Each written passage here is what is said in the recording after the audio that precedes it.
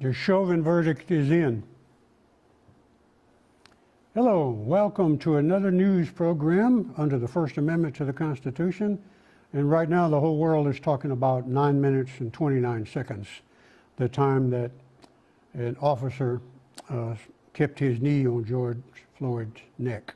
What's not being said at the trial or too many other places is that officer that killed George Floyd, Officer Chauvin, they've had reports, bad reports, that he was a bad policeman almost 20 different times before this incident ever happened, but he was protected by a police association or union, whatever the case may be, and because they kept protecting him, look what we have going on now.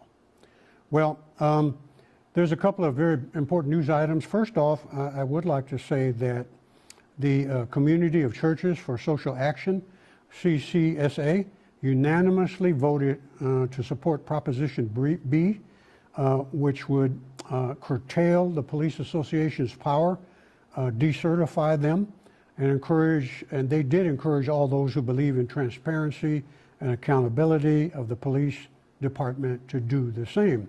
Because the proposition that is on the ballot for May 1st is very important. It's only about accountability. The police of San Antonio have not been accountable, much like the police in other cities and other states as well. So we haven't gotten to the point where we have very good accountability. Also just in, Beto O'Rourke, who's contemplating his run for governor, is also in support of the Proposition B in San Antonio.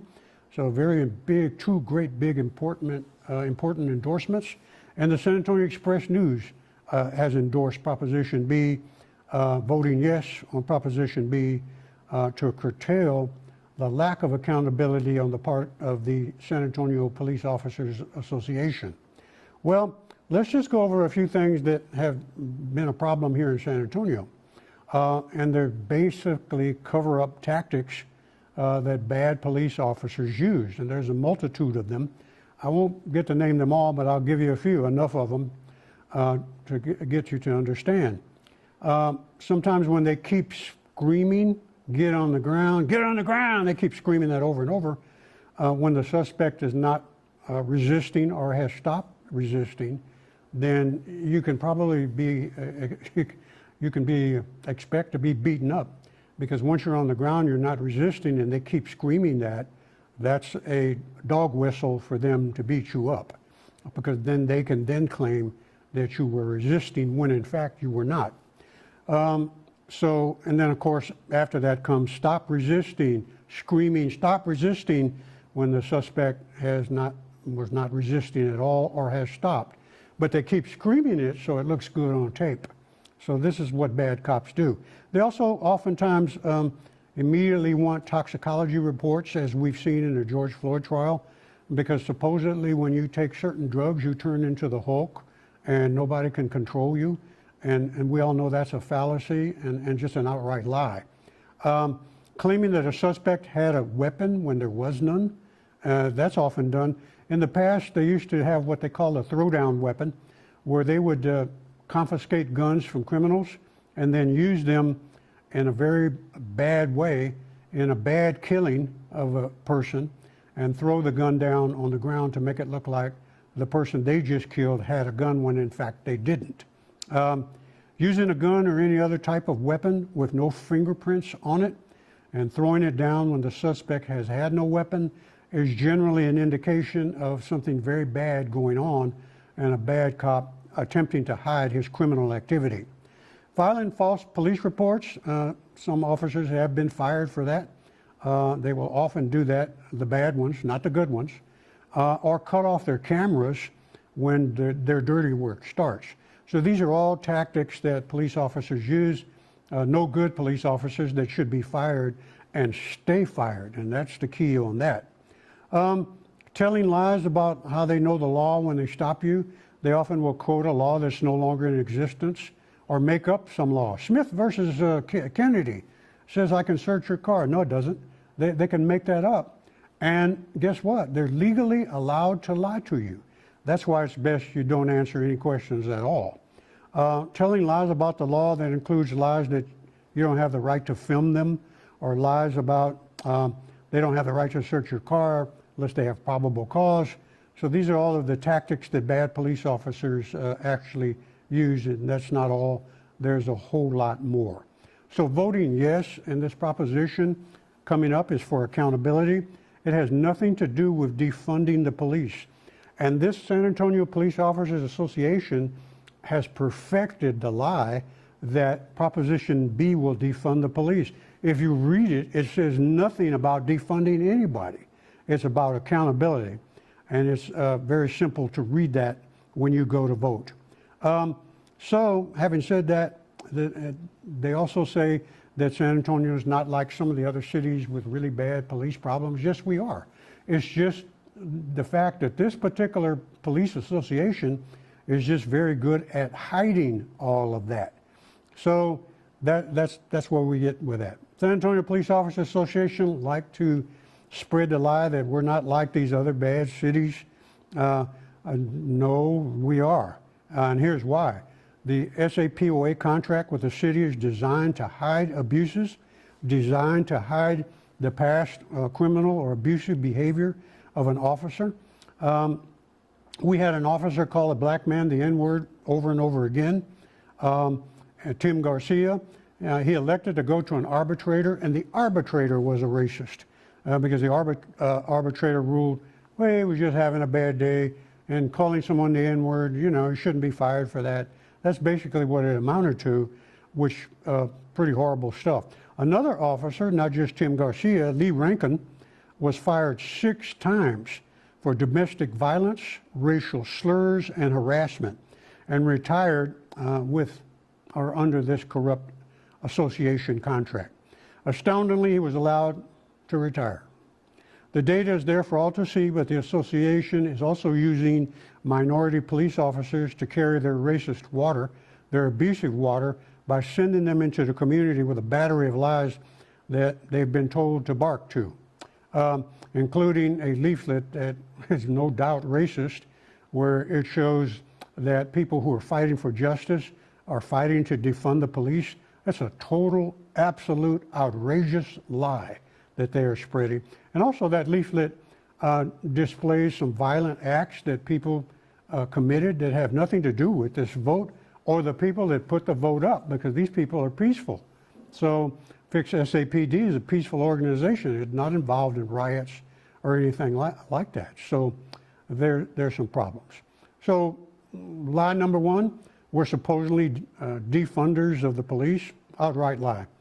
Lie number 2, we're supposedly anti-police. Bald-faced lie. Cops are going to quit their jobs. That's pure hogwash. The ones that are going to quit are ones who've got better offers somewhere else, and the ones who are going to retire, they're not going to quit in mass numbers. That's just an outrageous lie. So dozens of lies are also being bandied about by a Back Blue Lives Matter website, and they've actually got vigilantes and other crazies involved in going to the polls and literally trying to intimidate people.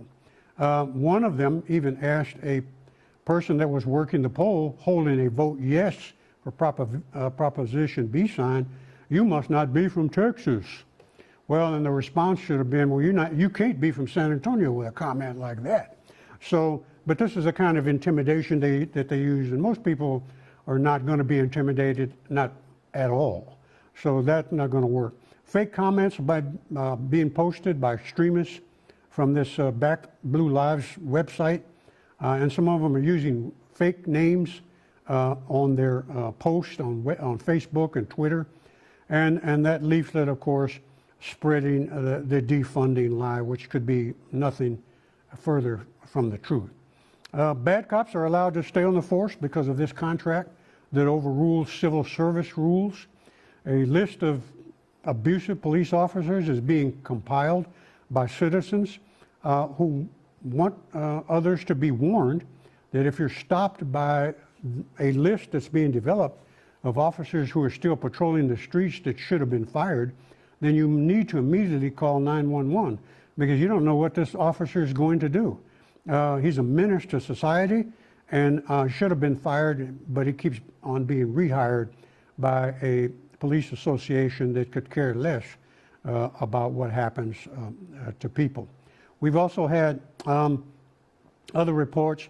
We know Julian Castro has endorsed Proposition B, along with the others that I mentioned, Beto O'Rourke, the Express News, the black leadership of the church, and gosh, union members all over the place. Teamsters have endorsed this. Communication Workers of America members have endorsed this.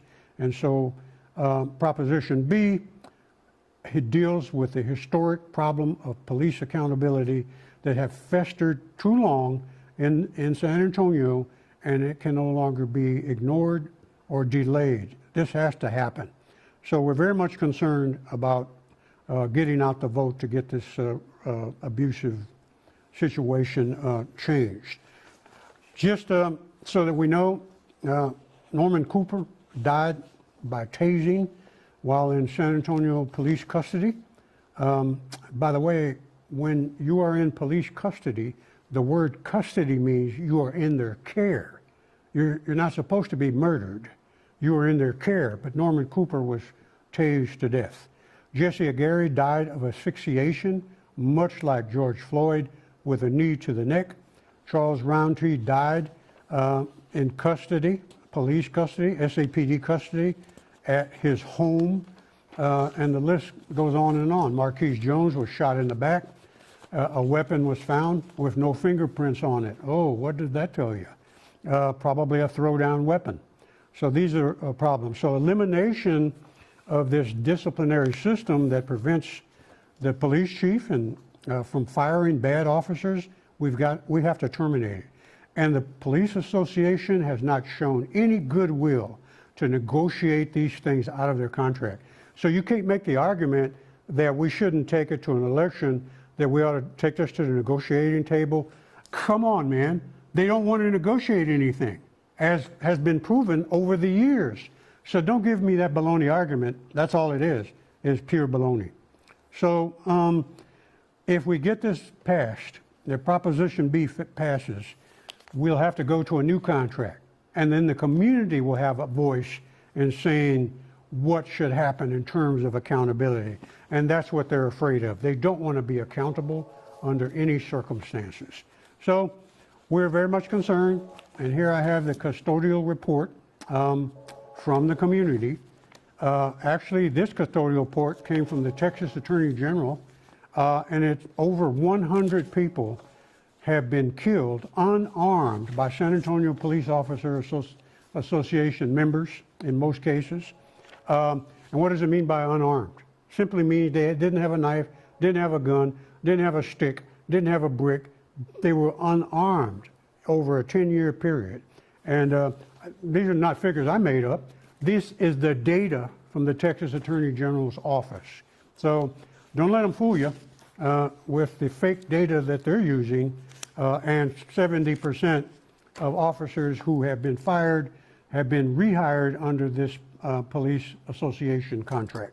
So we need to get out to the polls. I'm urging people to vote yes on Proposition B as a citizen under my First Amendment rights, and as a reporter reporting in on the community, my editorial comments on this particular subject.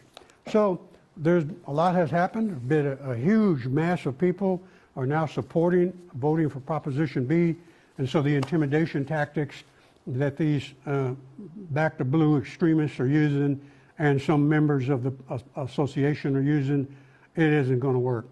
So we want to thank you for tuning in. It's been another great show, and we'll keep you up to date as new information comes in. Thank you so much for tuning in.